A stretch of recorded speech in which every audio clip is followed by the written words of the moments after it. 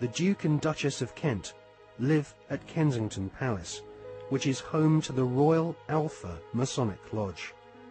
The Royal Alpha Lodge was established by the Duke of Sussex after he became Grand Master of United Grand Lodge in 1813.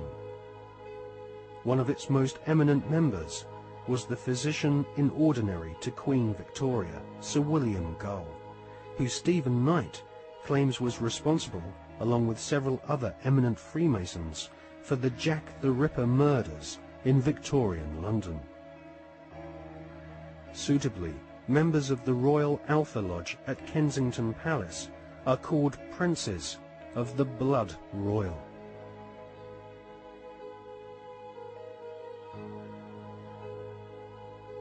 Secret societies across the planet proudly claim to have geniuses such as Mozart and kings amongst their membership.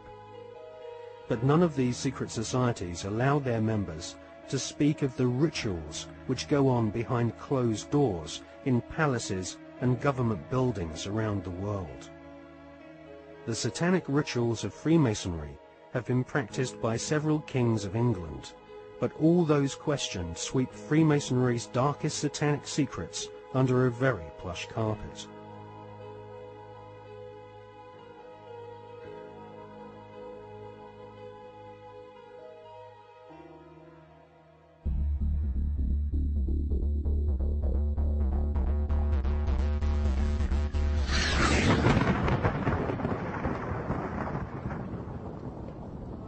Hawati en tawi, tem jefa kau, ta pen em awef, mu ef, ta ef, sem ef, menemenet ef nebet, hayet nebet, henenet nebet, jedefuet ef, awet ef, haset, semau em sanut.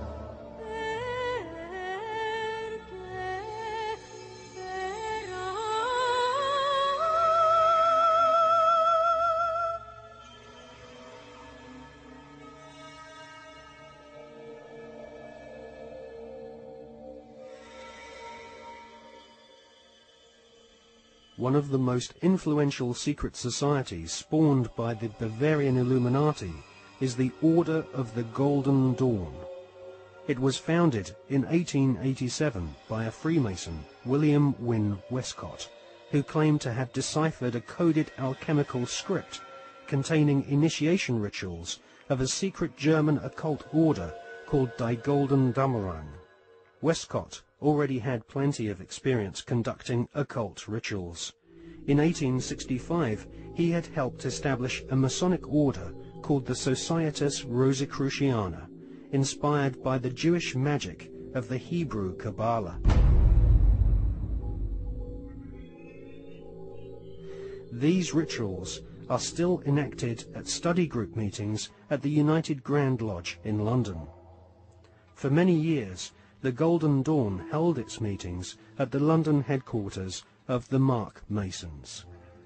The Golden Dawn was plagued with scandal as rival high-ranking Masons wrestled for control of this influential Victorian secret society.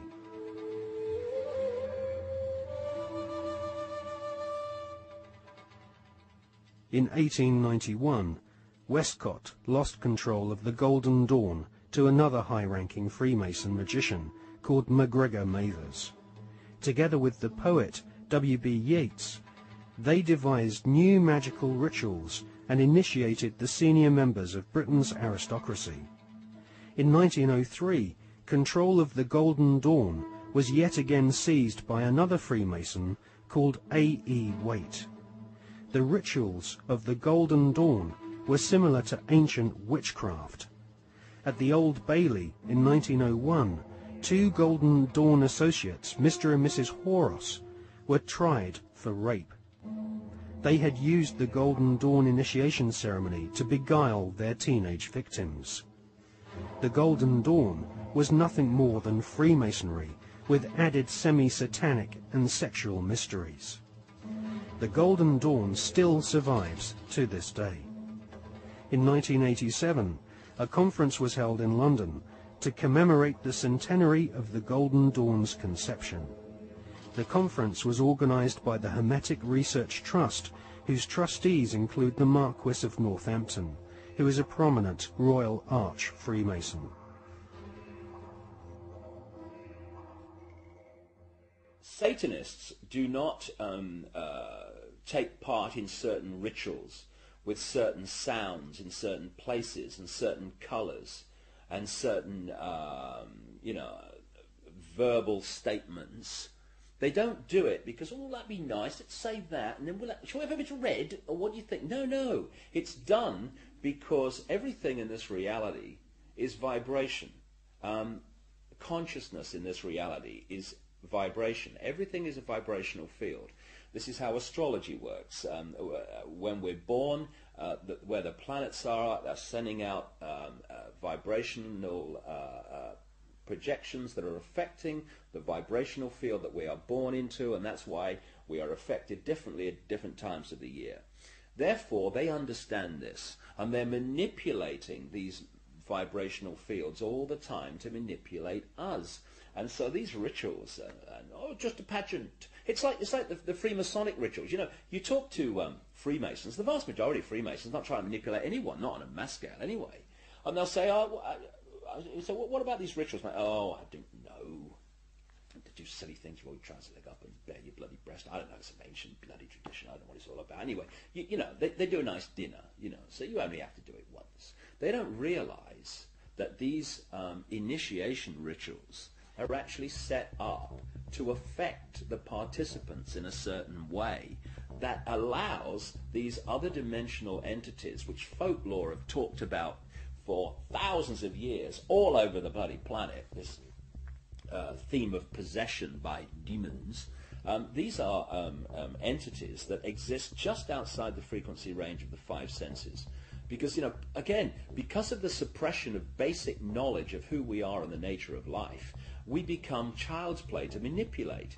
For instance, people look through their eyes and they think they're seeing everything in the space they're looking at. No, they're seeing a fraction of it. They're seeing a tiny frequency range that the five senses can access. Just like if you tune to radio 1, you get radio 1. You don't get radio 2, you get radio 1. And this is why, if there was a cat in this room now, it might be reacting to what is to us here empty space. But it's not empty space to the cat because it has a greater visual frequency range. Now, just outside the frequency range of the five senses are entities that are manipulating this five sense reality through these particular bloodlines. And one of the key places where this possession takes place is during these satanic rituals and gatherings, when the vibrational environment is created by the ritual that allows this takeover of the mental and emotional processes of these people to take place. And this is why you'll meet so many people who've known famous politicians and staff when they started in politics or before they came into politics. And they'll say, mate, that guy ain't the bloke that I knew. Well, mentally and emotionally, that's literally true in a lot of cases because of this possession that takes place. And people think it's kind of far-fetched and it's maddening. That may happen in Babylon, but not now. Well, please. That very thought is the greatest defense mechanism this grotesque conspiracy has to protect it.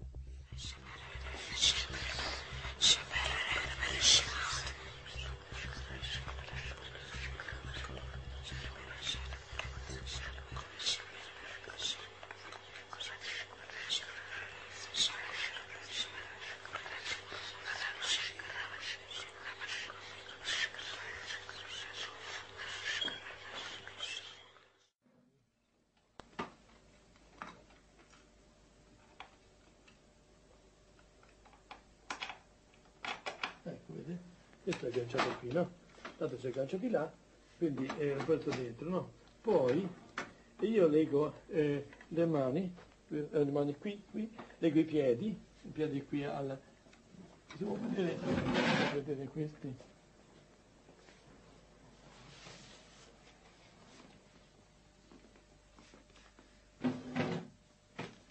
E questo generalmente ecco, può legare il braccio, vedete?